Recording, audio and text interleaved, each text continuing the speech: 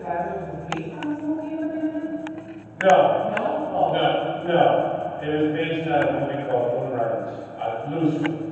But I mean, we definitely had an eye towards what Burt Reynolds was doing. Well, the gentleman that created Dukes, Guy Waldron, wrote a movie called Moonrunners, and it had Uncle Jesse, it had Bo, it had Luke. It was very much I would say, a Southern Gothic show, kind of like Bo to Billy Joe. So it didn't have the funny, cute stuff. It was more along those lines, or what was the movie about Buford Buster? Walking Tall. So it was like that. But when Smokey and the Bandit happened, and Smokey and the Bandit was the number one movie at the box office in 1977 was Smokey and the Bandit, only pushed off by another lesser-known film called Star Wars. So Smokey and the Bandit, Burt Reynolds, Hal Needham, Ben Jones was in that movie, Sonny Shorter was in that movie. I stood in that movie and didn't get arrested, but I was there. I didn't watch it. And when they roll the credits, I'm there. I'm like, dirt. But if it weren't for the success of Smokey and the Bandit, I don't think that CBS would have had the gumption to order the 5. We didn't have a 5. We had 5 episodes. We had a mid-season replacement. Right. For what? I don't remember. I have no idea. Because we replaced it, so who cares? We replaced it in January of 1979, and we were immediately in the top 20, just like that. Yeah. Because there was nothing else like it. Questions? More questions? Hey, well, we'll get some answers and then you figure out what the question is. What you got? Just yell it out. go ahead. Were you guys ever allowed to, like, take the cars offset it and mess around with it?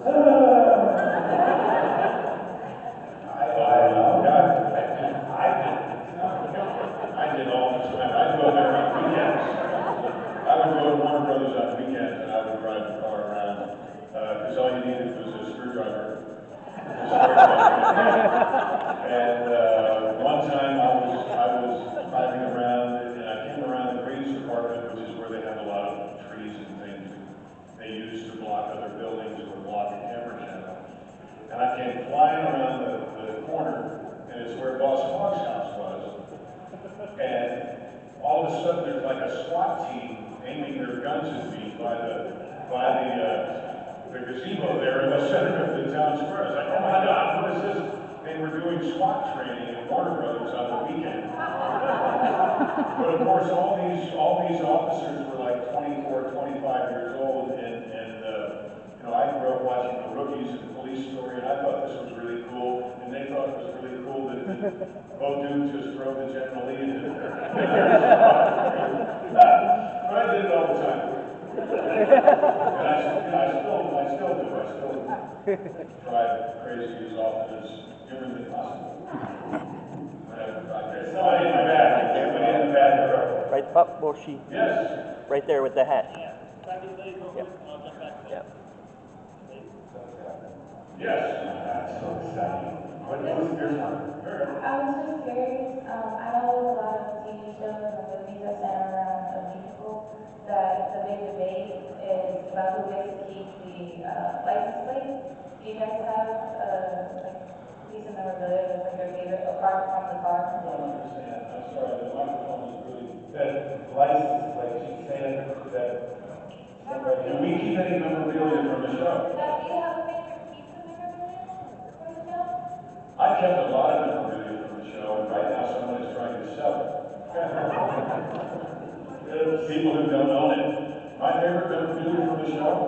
The Daisy Dukes?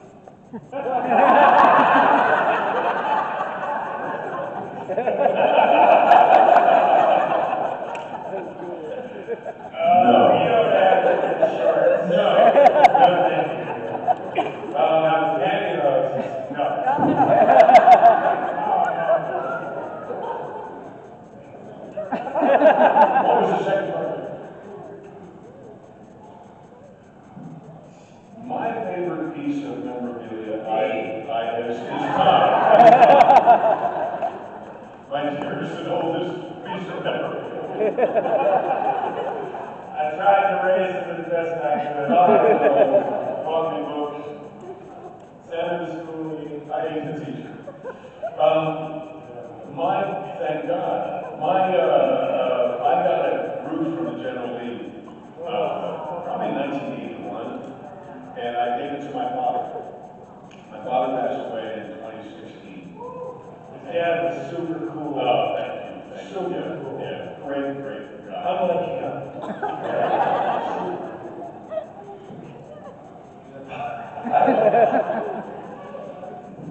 I'm not done. So and I gave him that, and it was in his automobile upholstery shop for 30 years, 35 years, and then when he passed away, my stepmom gave it back to me, so I have that. And I think that's pretty darn cool. We had one episode where we did something for a painter, like a rural, kind of not like a Grandma Moses, but a good painter, who painted in oil. And as a gift, as a present to us for helping him, his name was Jude. And he did a family portrait of us, an oil painting that's about like this. And I had that for years. I had it in LA, and then I took it to Nashville when I moved there. And then just recently, I gave it to Ben Jones and his wife for their store in Laredo. Oh, that's great. At Christmas last year. Who has the Boss Hog? Remember they had the Boss Hog portrait? Because he wasn't in the reunion movie. Somebody, yeah. I wish I had that. But anyway, I would love it. I don't have a license plate. He made his own. I do. I have one General Lee license plate. I know. I gave my daughter a lunchbox when she went to Harvard. Well, she didn't use it as a lunchbox, she usually uses it as a... That's right. I gave my daughter a lunchbox when she went to Johnny Rockets. Sorry. Well, I'm proud of your children. she went to Harvard, and if anybody gave her any lip about it having a Dukes of Hazzard lunchbox, she says, "Hey, that's my dad." Right there. Al. For her. Yeah, she gives that. My dad had his lunchbox in the plane when he had a stroke. But he didn't mind. Let me clarify this. My dad was putting a new radio in his plane. He was 86 and still flew a V-tail Bonanza. And he was putting a new radio in, and because he was, this is my theory, but because he was doing automobile upholstery for all that time, he would get into small spots. And I'm a pretty big guy. When I get into a small spot, I will kind of cramp up. And I have a feeling that that's what led to his demise. But he had that lunchbox with him that day. And my stepmom is still alive and kicking. And just saw her a couple of weeks ago. And I asked her for that a number of years ago, and she said, "No, I can't let go of that yet, but when I can, you'll know." Yeah, so God bless you, Sheila, and thank you. Also, Dad, Jack. I wanted to say something like, we wouldn't be here without you guys, and you guys have kept this thing alive for 45 years.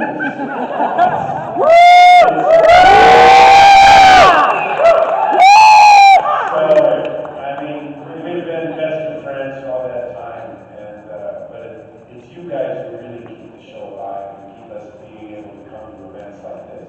So thank you very much. Thank you. Okay, one more question. Who's got it? Is there anyone that's going to tell us when you need to kick us out?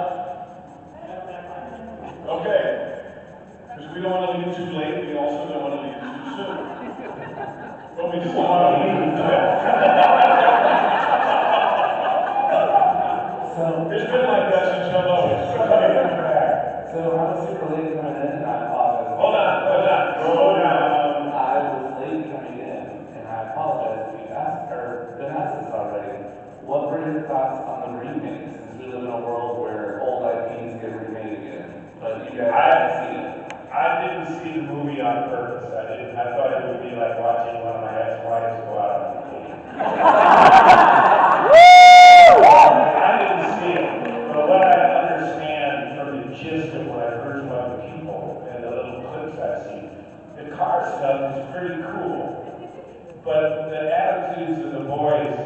they did not capture the essence of what we were. I mean, we weren't just lazy assholes running around creating mayhem. We were, you know, we were trying to help people that were in trouble and stuff like that. And we weren't just slackers. And they played it like a slacker movie. And I had a good time for it. I thought it would have to be better this time. I really did, yeah, and not only did they play us as slackers, but they played Southerners as kind of stupid. Yeah. You know, that was absolutely not the Dukes of Hazzard. I remember the first time Bo and Luke went into the city. I think it was the second episode, it was Daisy's song, and Uncle Jesse said, remember not to take advantage of that city folk, just because they don't know no better. And when we went there and things started going awry, they had trouble keeping up with us. It wasn't the other way around. We made the FBI look like they didn't know what they were doing. And Waylon was talking about that. So I think really Dukes may have been the first show that depicted Southern folks, especially the unemployed Southern folks, as something other than country bumpkins. Yeah. And they missed that. They even missed that in the second reunion movie we did, Dukes Go to Hollywood. Right. They tried to make us look like a fish out of water. Right. I think also you gotta remember what a huge influence Waylon Jennings was on these episodes. Oh yeah. I mean, he was great. He was funny and he was sarcastic. And he has a grandson named Wade, by the way. And it's spelled W-H-E-Y. And you want to YouTube this kid. He's not a kid, he's in his 40s, I guess. But he sounds like the old man. He sounds like his grandfather. And he's not as talented a singer. He's not a writer, he doesn't play guitar. But boy, you close your eyes when he's singing some of those songs and you would swear it was real. Yeah. So if you get a chance to hear it, or just go to YouTube and listen to him, he's pretty cool. And he's kind of carving out a career for himself, and I'm really proud of him. Excellent. Well, he's 40, you know. Well, that's something, so they gotta do something. Johnny Cash's grandson is doing stuff. Oh, yeah? Yeah. Well, I guess he kind of sounds like, yeah, well, yes. We haven't left yet.